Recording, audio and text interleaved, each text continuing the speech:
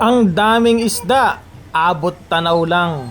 At bumaba nga kami ng bundok ng San Antonio. At syempre, kailangan doble ingat, lalo na kung may makasalubong kang nakamotor at sumenyas na may padating na truck. Matutong sumunod para hindi matagalan sa traffic o pagtigil sa gilid ng kalsada. Kasama na yun sa araw-araw na pamumuhay namin ng San Antonio sa mga palusong. At nagpunta nga ako dito.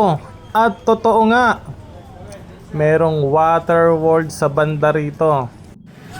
Yan nga, at nilakad ko dito yan sa pamilihang bayan ng Kapitolyo ng Laguna sa bandang dulo.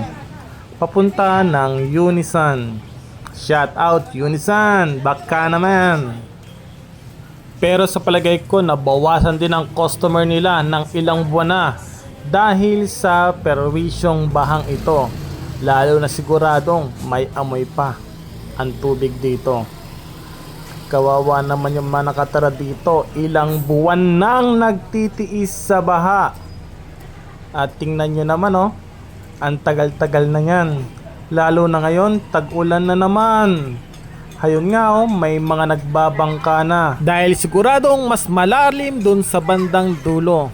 Kailan kaya ito? Tingnan nyo yung iba nakachinelas. Hindi man lang makapagbota. Delikado rin ang pagsugod sa baha. Pero dahil yan sa kanilang ikinabubuhay din, sinasakay yung mga tao para lang makaiwas sa baha. At ito nga, sa tabi lang, makikita nyo ba? Ang daming isda. Ano ba yan? Gurame o tilapiyang maliliit? At may malalaki din Di ba kita nyo? Para ng water world talaga dito sa dulong bahagi ng market ng Santa Cruz, Laguna. At tinapos mo na naman ang aking video vlog. Nasayang na naman ang ilang minuto mo. At yun lang, salamat. Bye bye!